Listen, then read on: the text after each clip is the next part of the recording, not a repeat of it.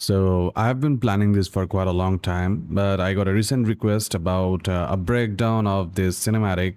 So I thought it's a great time to break it out and share some stuffs with you, what I did and why I did. Uh, so yeah, let's start with the environment. So basically, what you see, there are two environments. One, Lorraine, this one in the back, this one, and a Gothic ruins, this one. So these ruins are from Dash Studio. I just imported through CC4 and manually adjusting all the textures and all these things. Let me show you. So yeah, as you can see, I grouped a lot of things. You might be wondering where are the opacity and all these things. Since this is out of focus, I don't need to. So according to my scene, I have been doing this bump and roughness, some metallics here and there. So in this way, it will save a lot of time as well as your resources as well if you have a low-end PC or a medium one. So since I have an i7 8700 and 32 gigs of RAM and 3060, I can go crazy a little bit. So I don't know if you know or not. This is actually Kevin. I actually made him old and using Gothic armor from Zurge 3D. He does some great armors on fantasy and historical. So I really loved it. So I'm using it over here. About let's talk about lights. There are some points of lights over here, like the sets. The fun part is I have used some light from atmosphere. I think, if I'm not wrong, I think I started using this one and then converted my desired light and all these things, whatever I want and whatever I don't want. So yeah, so as you can see, there's some backlight as well as here, small like light from coming from hold on. Yeah, light coming from the moon backdrop. It might help you a little bit understanding what I'm doing. There's some front light to give a little bit of edge on the face and all, and traditional directional light as I've been using. So there are some the opening camera, then a long shot when you dolly it out, and the zoom out, the final one. So yeah, that's that. Pretty much like that. Since it's not a moving cinematic, I was able to use these atmosphere, the studio lights, or else I have to think something else. As you have seen on my previous cinematic, I did a bit different way about the light thing. If you're interested, I can break it down for you if it is you wanted. So yeah, anyway, so since this is a still cinematic, he's not moving or he's not walking, he's on a same place, I was able to use this light and just tweaked on my desired light in all this thing. So yeah, okay, so let's start with directional light. Just 2 darkness. I don't see, as you can see, 80% of darkness. I have the resolution higher, 2K. Since it's a close shot, I needed all the details. As well as I need the soft lights. As you can see, switching off the soft lights is making everything hard and all looks kind of weird. And switching on, it's giving an edge. I didn't use any volumetric light. At first I did, but it was showing pretty weird like this. So I thought of, no, not this one. Backlight, same thing. You won't be able to see, but when it's in motion, you can see a lot of things are happening. Can you see it? No, you can't see. So yeah, there's no volumetric over here as well. Just the regular thing. This backlight, same, nothing much. I increased the resolution as I have told you that it's pretty close shot, so I need all those details. And there's this key light, a little bit of 1K resolution since it's not that making a huge impact over here, since the directional light is already covering the entirety of the light thing over here. So yeah, then there is this key light, soft shadow, as I've told you that I used a preset and just tweaked it on my own. So yeah, pretty much same. There are no volumetric lights in this one, since I've been doing a lot of things in post-process. Okay, so let's come to the interesting part. There are some effects, or you could say popcorn effects, I've been using. There's this dust thing. The world I knew has been destroyed. Yeah. There's Now, as you can see, there's dust coming on and all. So yeah, this is the one. I think this is the one. Or is it? Oh, I can show you by simulating. I think this is a little bit of dust, not the main dust, I guess. Let me see, where is it? Yeah, it's over here. So there you go. So small particles. These are the things. I haven't changed a lot, just a little bit of, how it might look. And there is another dust as well. The two light, dust and light, and there's dust, floating dust. Let me generate this one as well. As you can see, a little bit of motion behind background, spreading up time to time, supporting with this one. So this is as well some sort of, a little bit of differences over here. And there is a fog space. A little bit, as you can see, yeah, it's going up and down. A little bit of spreading here and there. And in the end, I think there are some timings and, hold on, let me check. Yeah, exactly. There will be, as you can see, blue aura, this one. Let me mute the voice.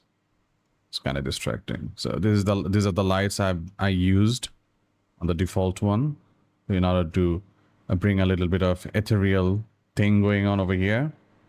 And bursting ball in the end. There you go. Just like, fading out on all these things, and then it just fade out. A bit interesting thing going on over here. So basically the fog space, the floating dust, dust light. These three things are consistent. These three things are just going into the motion. So yeah, that's that. The different the bursting balls and the blue aura was the only two effects that I triggered with the timing thing, like this. And in the end, the bursting ball, just as you can see, I triggered. There you go. So yeah, if you wanted to see what sort of colors I used on bursting balls, there you go. Yeah, so these are the things I used over here. And a blue aura, that. So yeah. Anyways, what else? Camera. Okay. let's talk about camera. Close shot camera. This is the close shot. The depth of field is enabled. I haven't done any kind of timings to switch it on or switch it off since the camera is changing. I don't need to do that. So if you're interested, these are the settings I done with it. So yeah, as well as long shot.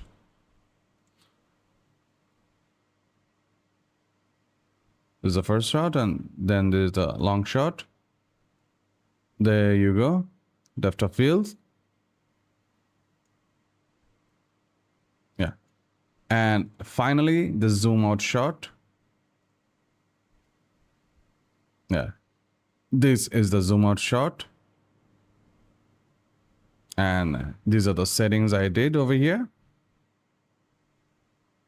So yeah. So I just did my switch thing over here. Like, you know, it's quite easy. The one you wanted to use over here, just over here, the right click and then camera list, and you choose one of your camera. It will start from there. Then we'll go with the second switch, then the third switch, and the list goes on. So pretty much straightforward, nothing fancy. Okay, so let's go to my visual. This is kind of interesting. Ambient occlusion. I think most of you are familiar with ambient occlusion, how these things actually work. So these are my settings, and that is how much I did with the ambient occlusion thing. I want to show you the differences. Without ambient occlusion, looks quite flat. With ambient occlusion, it's giving a little bit of depth over here. Also, one more interesting thing. Without the tint AO, you can see the ambient occlusion is entirely white. With the tint, as you can see, a little bit of skin color popped up, as well as a little bit of, you know, armor, the warm color. So it's quite interesting. It will help you a lot. And there is this HDR effects, little bit of over here.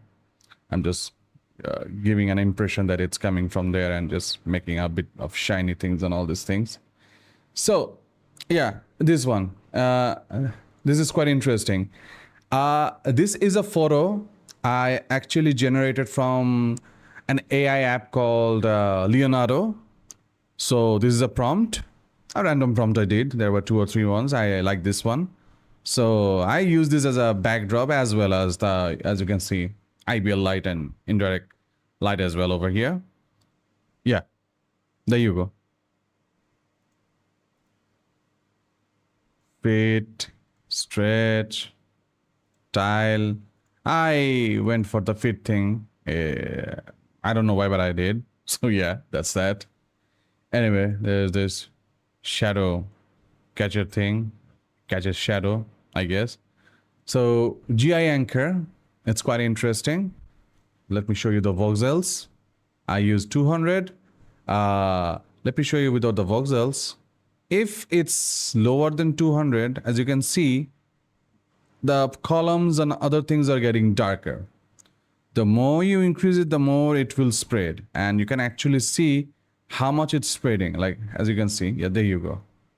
Without anything, it's darker. With this, now you're getting something. The default is 200. I use the 200 thing. And in order to get a little bit of edge or a little bit more quality, in default, the voxel mode is like this. As you can see, a little bit of change behind here. Once you use this one, the high resolution, 8x, then you can see a little bit of change, a little bit of edge coming to your scene. So it's bringing a lot of details in your voxel. So yeah. So I use surplus, light flicker, broad, color, gamut to the default and all these things. So yeah, that's that. So this is the pretty much for the visuals and all these things. So now for the animation. So there's a software called Replica Studios. I think you guys are familiar with it. If you're not, I can make a short tutorial explaining the process of how I use this AI voice tool in order to, you know, make cinematics and helping up with the voice thing. So just let me know. Anyways, back to the tutorial. I used just a simple motion, standing, breathing, moving head. So that's all. Facial expressions are all done manually, I think. If I'm not wrong, let me show you. Expression, Visme. There you go. So there you go. The stone thing, you might be wondering what is stone. Stone is the AI character that I used for this voice. It has been already been used on a different cinematic as well, but I thought that this is appropriate for this character. So anyway, so expression, puppeteering. If you're wondering what is that, so you can use face puppet. Hold on, it's loading. Yeah, there you go. The face puppet, like preview. So yeah, like this. So I did some face puppeting over here manually, to making times on all these things, then tweaked it manually inside over here. So yeah, that's that. These are the dialogues. It just came through replica plugin like this.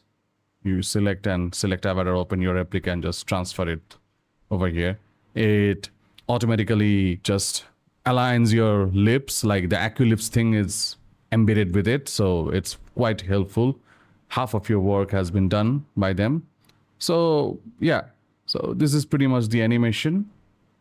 Nothing fancy, just, you know, saving a lot of time and all these things. So after this, I just render it. I used MP4 quality compression. You can do hardware video encoder as well if you want to. This is the one I did, and I've scaled it a bit more inside DaVinci. High quality depth of field, reduce color bending. It is for pop video render. It was just default, so I used the range, and that's just exported. And then after export, I just color corrected inside DaVinci. The problem is I would love to show you, but unfortunately my Windows crashed and I was unable to save my Vinci project file that I worked on it.